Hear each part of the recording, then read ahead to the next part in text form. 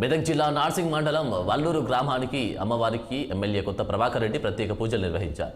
ఎమ్మెల్యేగా గెలిచిన తర్వాత మొదటిసారి వల్లూరి గ్రామానికి రావడంతో నాయకులు, కార్యకర్తలు, ప్రజలు ఆయనకు ఘనస్వాగతం పలికారు. ఈ సందర్భంగా గ్రామంలో ఇటీవల రోడ్డు ప్రమాదంలో మృతి చెందిన వారి కుటుంబాలను ఆయన పరామర్శించారు. ఈ కార్యక్రమంలో పలువురు నాయకులు, గ్రామస్తులు అధిక సంఖ్యలో పాల్గొన్నారు.